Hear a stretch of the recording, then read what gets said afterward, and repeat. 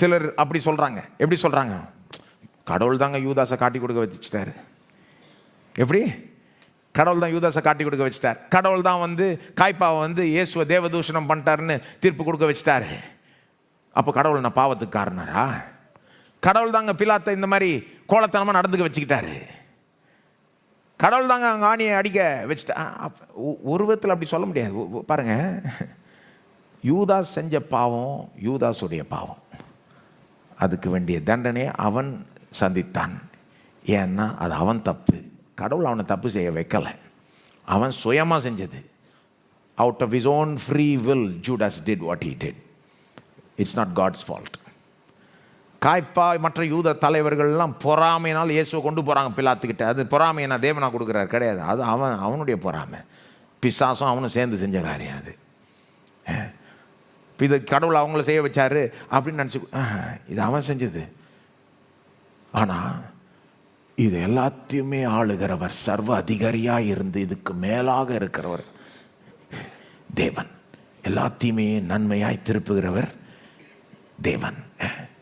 கரெக்டாக புரிஞ்சுக்கணும். பாருங்கள், ஒரு பக்கம் இவன் பொல்லாதவர்கள் செஞ்சது பொல்லாதது தான், அதற்கான தண்டனை அவர்கள் ஒரு நாள் சந்திப்பார்கள். பிலாத்தினுடைய முடிவெல்லாம் பார்த்தீங்கன்னா ஆச்சரியப்படுவீங்க. நீங்கள் வாசித்து பாருங்கள். பிலாத்தெல்லாம் சொல்கிறாங்க அநேகமாக அவர் தற்கொலை செஞ்சுக்கிட்டாருன்றாங்க. காய்பாவனுடைய முடிவும் நல்லா இல்லை. யூதாசனுடைய முடிவு உங்களுக்கு தெரியும், பிசாசனுடைய முடிவும் உங்களுக்கு தெரியும். இல்லை, இன்வால்வ் ஆன எல்லாருமே அவங்க செஞ்ச பாவத்துக்கான தண்டனையை அனுபவிக்கிறாங்க. ஒன்று அவங்க அனுபவிக்கணும், இல்லைன்னா இயேசுவை நம்பணும். அவர் தண்டனையெல்லாம் கல்வாரி மீது சுமந்து தீர்த்துட்டார். ஆனால் இவங்க நம்பின மாதிரி தெரியல இந்த ஆட்கள், பிலாத்து, காய்பா, யூதாஸு. ஆகவே அவங்களுக்கு வர வேண்டிய தண்டனையை அவங்க சந்திச்சு தான் ஆகணும், பெற்று தான் ஆகணும். அவங்க ஏன்னா பொல்லாத காரியங்களை பொல்லாத மனிதர்கள் செய்தாங்க. ஆனால் தேவன் எல்லா பொல்லாததையும் கூட ஆளுகிறவராக இருக்கிறார். காண்பிக்கிறேன் பாருங்க. இது புரிஞ்சுக்கிறது ரொம்ப முக்கியம். ஏன்னா ரொம்ப ப்ராக்டிக்கலாக நமக்கு உதவக்கூடிய ஒரு சத்தியம். வாழ்க்கையில் பொல்லாதது ஒருவேளை நடக்குமானால், உலகத்தில் பொல்லாதது நடக்கும்போது கிறிஸ்தவர்களாகிய நாம் அதை வேறு விதமாக பார்க்கணும். உலகத்தார மாதிரி பார்க்கக்கூடாது. ஏன் நடந்தது, ஏன் கடவுள் அனுபவிச்சார், இது அப்படி பார்த்து இல்லை. நமக்கு இந்த அறிவு இருக்கணும். பாருங்கள், அப்போஸ்தலர் 2:23.